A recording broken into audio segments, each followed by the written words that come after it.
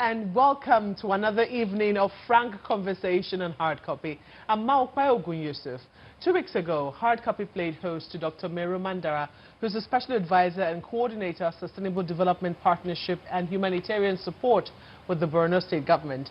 In that interview, we sought her views on the way out of the insurgency, which Nigeria has now battled for over a decade in its northeast region, with Borno as the epicenter, and the recent alarm which the United Nations and the European Union raised over the growing humanitarian concerns in the region.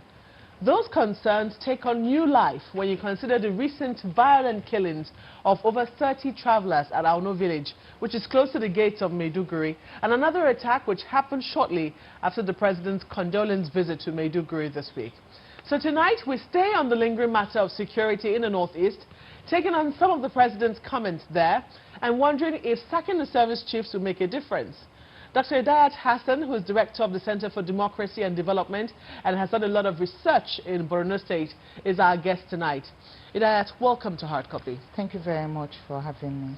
Well, you have written a number of articles on the crisis in the northeast based on extensive research. In 2017, you wrote Boko Haram down but far from out, where you warned us that although Camp Zero had been captured, we were dealing with an easily adaptable enemy. In your analysis now, we seem to be facing a resurgence. Would you say that we have underestimated the capacity of Boko Haram? I think for quite some time we've always underestimated the capacity of this insurgency. This is 10 years, and 10 years we have 4 active groups we are dealing with. 4? Yes, 4, not even 3. So we have the Shekau-led Boko Haram, we have the ISWAP led by Ba Idrissa, and we have a breakaway faction who actually pledged allegiance to Shekau and in Bakura. And of course, we have the Ansaru, which had earlier split away from Boko Haram. So I think it's all these dynamics that we've never seemed to understood, that even as early as the life of the insurgency, 2 groups split away from the mainstream Shekau. Today, you have one group, of course, possibly still allied to Al-Qaeda. Then you have 3 groups still under the banner of what you can call Boko Haram. Their adaptability, their ability to mutate, their ability to continue to launch an insurgency. And when you look at the history of insurgency, insurgency is not anything that can be defeated, even within a 20-year period. Now, I think one of our challenges... That's very worrisome. It cannot be defeated within a 20-year period. But in 2017, a lot of people acknowledged that we had made progress on the matter. What we seem to be facing right now is a resurgence. And people are wondering whether it is... Maybe we've gone to sleep. Maybe we did not see this coming. Or maybe it's a failure of intelligence. No, I think it's a mixed bag. It's not just in 2017 that we made progress. In 2015, if you can recollect, Borno was completely taken over by Boko Haram. We were able to recapture almost all the territory, like 12 local governments then. 2017, we felt happy. We started programming and doing other things and saying, okay, peace is finally here. How do we live post-Boko Haram? But the fact remains that unless we are sincere, unless we start taking necessary action, and importantly, when we know that a military-centric approach is not enough to end the insurgency, and also recognize that it's also ideological in nature, then maybe we might not actually be able to nip in the bud this insurgency. You've spoken of 4 factions. In all the factions you have mentioned, you have not talked about the Al-Banawi faction. That's the ISWAP. That's the ISWAP faction. Of course, Al-Banawi has been ousted, and the new leader is Ba Idrissa. Because in 2018, you wrote another article titled The Danger of a Better Behaved Boko Haram, in which you detailed how Boko Haram had effectively split up. I think at that time we had 2. The Al-Banawi faction was trying to rebrand itself, winning the hearts and minds of people, and you saw that when they returned the captured Dapchi girls. It was written in your article. And when you now listen to the president's comments, just on Wednesday, on Wednesday here, when he said that this Boko Haram or wherever they are cannot come up to Maiduguri or its environs to attack without the local leadership knowing, because traditionally the local leadership is in charge of the security in their own respective areas. In my understanding of our culture, I wonder how Boko Haram survives up to this time. Now, he is suspecting that the people are cooperating with could be cooperating with Boko Haram. Do you think that there could be any effect, considering the fact that Boko Haram, the other faction of it, had tried to, you know, rebrand itself, winning the hearts and minds of people? I think winning the hearts and minds of the people is one part. The fact is also we have to recognize the fact that these people have infiltrated Maiduguri. The question to ask is that why will the president depart, and immediately on departure, Boko Haram sent a strong message across? That's another attack. By launching another attack. That's not something that obviously they could have planned for long, but that was a reaction to the visit. And it tells you that somehow there is a proximity. They are around. I'll tell you that hardly will you find people. Yes, there are some sympathizers, and I'll tell you the reasons of the sympathizers before.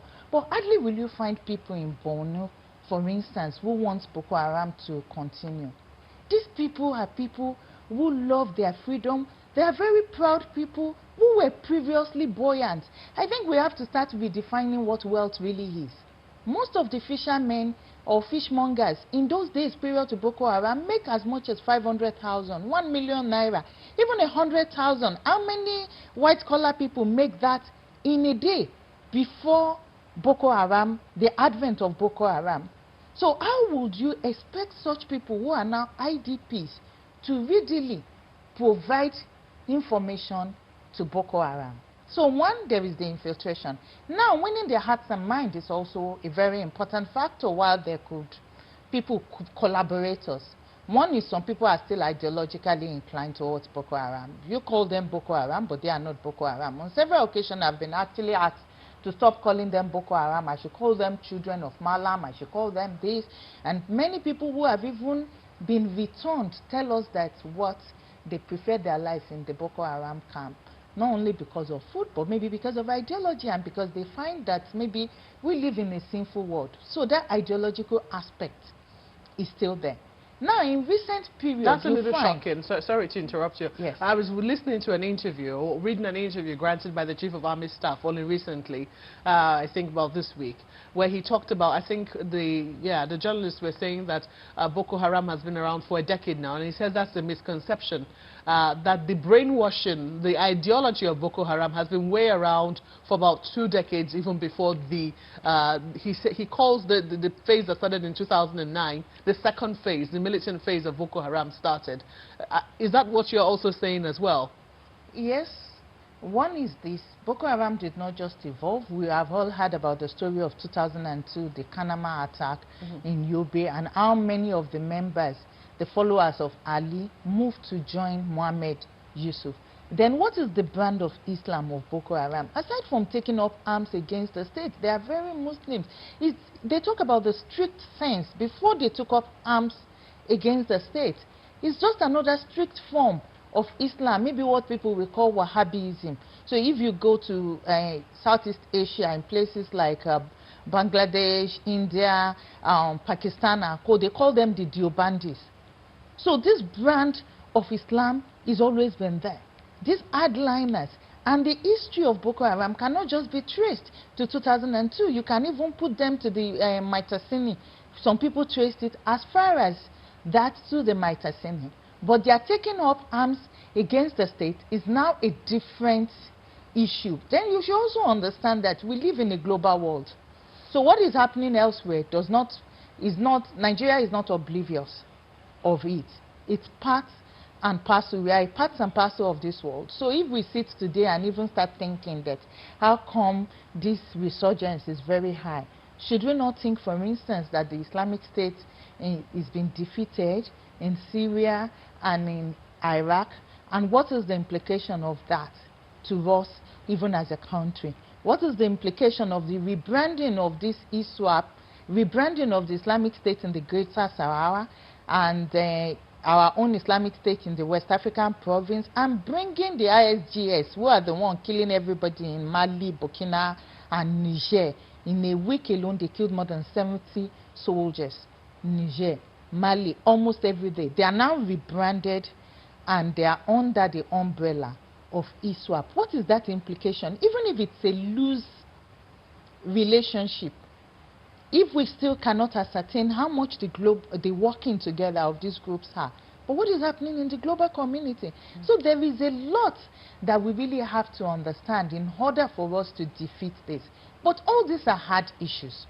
Most times we tend to focus more on the hard issues, but there are softer issues which we can actually use in dealing with this insurgency. Such as? Such as, for instance, in the last couple of months, you have had many people that have been released from prison. Some were held up to 3 years, 4 years, and when they released them, they were said not to be members of Boko Haram. But as we released them back into the community, we left them empty-handed. I say this boldly. Empty-handed. These are different from the people that the military says they are Those rehabilitated. are different from the rehabilitated Boko Haram, the surrendees, under the Operation Safe Corridor program. These are completely different. In December, we had like 1,000. And this year, again, I think they've had some couples. Maybe soon they will still have some cases that will go on. They will be tried, and more people will be released. But if you release an individual whom you have actually kept for 3 years, 4 years, and you have adjudged the individual to be innocent, and you let him or her go empty-handed back into the society, what are we doing? How are we winning the hearts and mind of those ones? We are not talking about the outright de-radicalization program. Now, the UN raised issues. Yeah. And what do they mean by those issues? It's the lack of accessibility to many areas. Now, there are rules of engagement under which all wars are fought. Idayat, you've raised a number of issues which I'm trying to still, to sort out. Talking about the global dimensions of the crisis itself. Do you think that we understand the issues enough to be able to deal with it? Do we understand that, one, we're dealing with an ideology? Yes, we know that there's the part where they have taken up arms against the state. We seem to have made progress in that part, and I think that's where a lot of Nigerians still want to see more progress on, because when they take lives, then we are very concerned. But in terms of dealing with the ideology itself, do we have any battle plan, or have you seen any at all, that tackles the ideology of Boko Haram? I think there are lots of plans on paper. We have the National Action Plan, which we call the Preventing Countering Violent Extremism, PVC, released, I think, in 2017 or 2018 by the Office of the National Security Advisors. We have a lot of those kind of policies, but where is the implementation? On the field, we are also doing lots of work. Not like we are not doing work, having an office in Maiduguri, Yola, talking to people, really. But the truth is that the government themselves have not recognized the ideological nature and focused appropriately on it. Our focus has always been military-centric. We want to buy all these fighter jets. We want to buy all this. We are going to kill everybody. You can't kill an ideology. Then the issue of justice also comes in, because how do people become radicalized or extremists? The first thing is injustice is a very big issue. I will let you, dwell a little more on that issue of being radicalized and the issue of injustice. And I'll also focus on even the issue of trust, especially for those who have been rehabilitated by the military through the Safe Corridor program. That will be when we come back from this break. Please stay with us.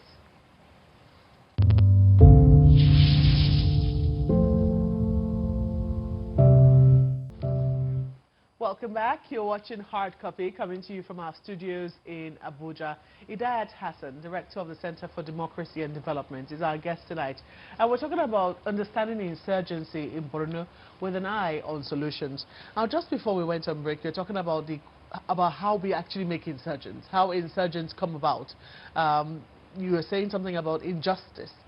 Quickly finish your thoughts on that. I think on the injustice, most of the arms, most of the ills that have been committed at the beginning of the insurgency is not being addressed. Many people who joined Boko Haram in 2011, 2012, 2013 joined as a result of what they perceived as injustice meted out against them, either by the military and later on by the CJTF. We have to find a way of addressing some of this injustice. It's not just killing people, it's just maybe arson, taking their property, but we must actually deal with it to come to an end of things. And then now you talk about those who are now being released to the public, who have been found not guilty of being Boko Haram members, and we're releasing them empty-handed. Yes. Is this something that has been raised in any forum, in any area? I think we're just beginning to, we just, you know, this just happened in December, mostly. So we've just taken cognizance of it, and we'll be engaging the government to see what they can actually give out as hands out to those people. Because it's also injustice if we take the repentees, we rehabilitate them, after rehabilitating them, we give them something to start up lives subsequently. But the same is not actually done to people who are perceived victims or survivors of this conflict, or those people who have actually been locked up. So we have to be able to balance the victim and the perpetrator's rights in this conflict if we really want to see an end to it. So you don't see any end to, I mean, when you I talk think about that an end, I think what will happen is that hopefully, and I'm very, very positive, because also we all get battle weary. We are also here for close to 10 years looking at this insurgency. The truth is that this insurgency may mutate into something like the LRA, the Lord Resistance Army from Uganda, not in northern Uganda, then who are now believed to be in the fringes of Central Africa Republic. So we might be able to just defeat them, but there will always be a ragtag army. How soon will we be able to do that? But we must use the kinetic and the non-kinetic means in terms of dealing with that. Let's talk about those who have been rehabilitated. I know that even on social media, a lot of people are still raising eyebrows on that particular issue of rehabilitating people and releasing them to the people as saying these are former Boko Haram terrorists. Even amongst the people of Borno, how is that being received? I think that it's not well received, the rehabilitation of the people. They say on ground that, hey, a Boko Haram will always be a Boko Haram. But I think one thing we should not forget is the difficult nature of the conflict itself. When you look at most of those people who are being rehabilitated, they are victims themselves. Most of them were abducted by Boko Haram. They were taken away, and they were forced to join this group. Some of them did. You even see very old men amongst them in the Gombe camp. Some of them did not even perpetrate as much violence as people actually thought. And there is a real profiling which separates most of these people from the other. So the difficult nature of the conflict, and when you look at the Operation Safe Corridor program, it's also a counter-insurgency strategy. It's a strategy that is being used to deplete the rank and file of Boko Haram. That if today we are able to get 100 away from them, we deplete them by 500. That means we are depleting their fighting force. Is it really working? I think it's working, because I know that very soon we are going to be releasing a report on it, done with CDD and the Newcastle University, where we've actually gone and spoken to most of the people who have laid down their arms and ammunition, and some are doing very well in their various communities. But if we want this to sell and acceptable to the people, it still goes back to balancing victims and perpetrators' rights. You cannot come, take them to Gombe, give them all the good things, then they come back into the community where people are already, they're trying hard to survive, and they seem to be better off than these people. Then the second challenge is that as soon as there is a resurgence of the conflict, then people get agitated and they start saying, we don't want these guys around again. It raises the issue of trust for those guys. Yes. Now, I'm just wondering, the House of Representatives have also been very interested in what is going on. They're saying they want to investigate super camps as raised by the army. Do you think that a change of strategy by the army could also be letting us see a resurgence of what is going on in I think Borno? the super camp is not actually, to me, actually, I'm not a military person, but I think it's not too much a good strategy, because it kind of opened up the villagers and took security away from them. And I think one thing the army should actually again learn from is the need, and an urgent need, to rotate. If we say we are not rotating because we bring in younger people who would be killed, then we should go back to the First World War, when France too had that ideology and they kept their people and how much they lost. The way out is to ensure that there is street. You rotate and bring in younger arms, or younger, newer boots who have already been trained. Then the few ones you leave on the tree, on the terrain, we teach them how to survive. It's not skills they don't have. It's survivor principle they need to. So when we are talking, we should also take cognizance of our gallant men and women who are actually on the field trying to battle the insurgency on our behalf. Well, it also brings to light, you know, calls by people who have been saying that the service chiefs should be changed. What's your view on that? Even though, yes, it's more complex than that of Borno. It's about the general insecurity in the country. People have their own views on it, but a lot of people have been calling for the service chiefs, the National Assembly included. I think the whole idea about the service chief to be changed, it comes from the insecurity one. It also comes with the refusal to proclaim on why they should continue to be there by the president.